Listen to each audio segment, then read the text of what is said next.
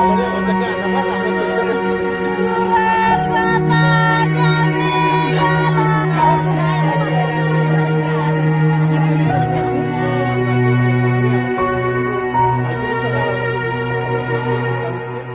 বাংলাদেশের জেলে আটক থাকাকালীন মৃত্যু হলো কাকদ্বীপের এক মৎস্যজীবীর। স্থানীয় সূত্রে জানা যায়, হারুর পয়েন্ট কোস্টাল থানা শ্রী শ্রী রামকৃষ্ণ গ্রাম পঞ্চায়েতের পশ্চিম গঙ্গাধরপুর এলাকার বাসিন্দা বাবলু দাস বেশ কয়েক মাস আগে মা মঙ্গলচণ্ডী নামক ট্রলারে করে মাছ ধরতে গিয়ে আন্তর্জাতিক জলসীমানা অতিক্রম করার অভিযোগে বাংলাদেশের নৌসেনার হাতে গ্রেপ্তার হয়েছিল। তারপর থেকেই বাংলাদেশের জেলে আটক ছিল বাবলু।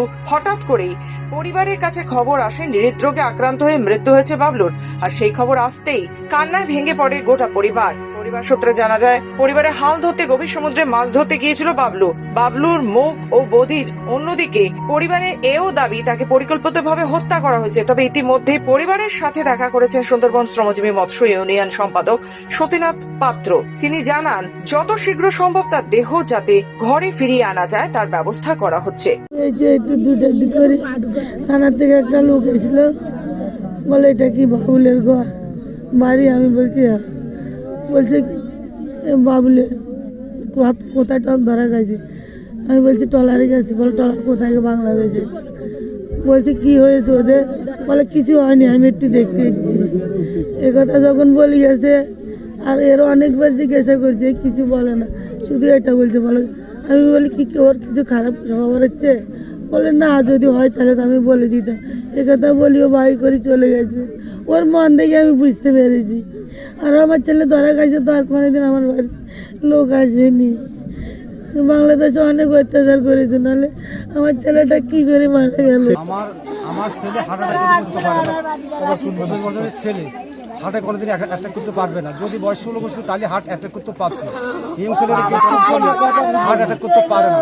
ওরা নিজেরা যেভাবে টলার ছাড়ার জন্য একটা যুক্তি করি, দেখলো যে যদি ভালো ছেলেরা মারিয়ে গেলে কথাটা প্রকাশিত যাবে। ওরা কানে শুনে মুখে কথা বলতে পারে। আমার ছেলে কানে শুনে না, কথা বলতে পারে না, কথা বলতে পারছে না। তাই সে বাবা ছেলেটা যদি মারি দিই তাহলে আমরা বাংলাদেশ থেকে সারা হবো সবাই। তাহলে ওই ছেলে মারা গেলে কেউ আর এই কথা ব্যাখ্যা করতে পারবো না যে এই ছেলেটার এইভাবে মারছি। কারণ বাংলাদেশ জেলে ঠিকমতো খেতে দেয় না। যে খাদ্যটা দেয় ওগুলো খাওয়ার মতো অবস্থা না। হয়তোবা খাদ্য না পাওয়ার জন্য সে অন্য কাকে বলেছে কি কারোর সাথে ওখানে জেল পুলিশকে বলার কারণে জেল পুলিশ আমার চোখের সামনে, আমি গত বছর যে 95 জন আমরা সারা পেয়েছিলাম, ওই 95 জনের ভিতরে আমিও ছিলাম। বাংলাদেশ খুলনা বাগেরহাট জেল। তো আমাদেরকে খাদ্য যখন দেওয়া হয় না বললে জেল পুলিশ অনেক টর্চার করে। 25 বছরের ছেলে কি করে হার্ট অ্যাটাক হতে পারে? তার 40 নয়, 42 নয়, 45 বছর নয়। ওখানে বাংলাদেশ জেল পুলিশ ওকে মেরেছে। মানে আমার কাছে আসেনি, আমার শাশুড়ির কাছে এসেছে। হ্যাঁ, কি খবর শুনতে পেয়েছেন শাশুড়ির কাছে? শাশুড়ির কাছে খবর পেয়েছি যে উনি আর নেই। আচ্ছা, কতদিন ধরে উনি ওই বাংলাদেশের জেলে আর রয়েছে? 4 মাস 6-7 দিন হবে। এখন কি আপনাদের কাউকে সন্দেহ হচ্ছে? হ্যাঁ, সন্দেহ হচ্ছে। ওনার অসুখ হয়ে মারা যায়নি, ওনার কোনো অসুখ ছিল না। আজকে দুপুরবেলার দিকে আমাদের কোস্টাল থানা থেকে একজন সিভিল ভলেন্টিয়ার আমার বাড়িতে এসেছিলেন। এসে আমার ডিটেলস দিয়েছিলেন আমার দাদার, যে ওনার নাম, তারপরে আমার বাবার নাম নির্মল দাস, আর আমার বড়দার নাম, যিনি এখন নেই আর কি, তার নাম বাবুল দাস। তো সেই হিসাবে উনি ওই তথ্য নিয়ে আমার বাড়িতে এসেছিলেন। তা আমি ওনাকে জিজ্ঞাসা করলাম যে কী হয়েছে ব্যাপার স্যাপার, আমার একটু ভালো করে বলুন। ঠিক আছে, কিছু তো একটা ব্যাপার আছে। উনি এলেন, বলে কোনো ব্যাপার না, আপনি কি বাবুল দাসের কেউ হন? মানে আমি ভাই হই। ঠিক আছে, তো বলে আপনার নাম্বারটা দিন। তা আমি ওনাকে আমার নাম্বারটা দিলাম। দেওয়ার পর উনি বলে, আমি ওনাকে আবারও জিজ্ঞেস করলাম সে কিছু হয়েছে দাদা, আমার একটু বলেন, আমার নাম্বার দিয়ে যাচ্ছেন আপনি, কে বা কোথা হাতে এসছে? তো উনি আমায় বললেন, বলে কোনো ব্যাপার না, আমি তোমায় জানাচ্ছি পরে।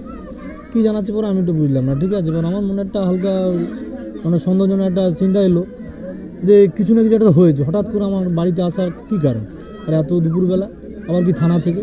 তো আমি কী করেছিলাম, আমার দাদা যে ট্রলারে বায় আর কি, যে মাঝি ট্রলার বায় আর কি, সেই মাঝি যে মালিক আর কি, ওনার নাম হলো, আপনার নাম জানেন? মিলন দাস। ঠিক আছে। কোন ট্রলারে যেত দাদা? আমার দাদা যেত মঙ্গলচণ্ডী। যতটুকু খবর আছে আমরা সকালবেলা পুলিশ বাংলাদেশের পুলিশের কাছ থেকে আমরা একটা প্রাথমিক রিপোর্ট পাই যে কিছু একটা ঘটনা ঘটেছে বাবুল দাসের, যে একটু বোবা এবং কালাও ছিল।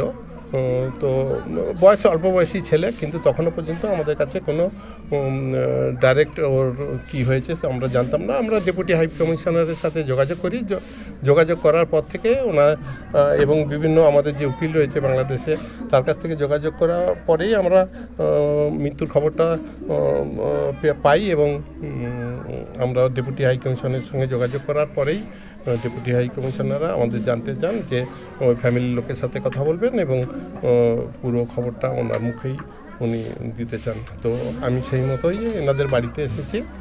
তো আমাদের কাছে যতটুকু খবর আছে ডেপুটি হাই কমিশন জানিয়েছেন ওনার একটা ম্যাসিভ হার্ট অ্যাটাক হয়েছে পুরো, তার জন্যই ওর মৃত্যুটা ঘটেছে ওখানে, এরকম একটা প্রাথমিক খবর আসছে।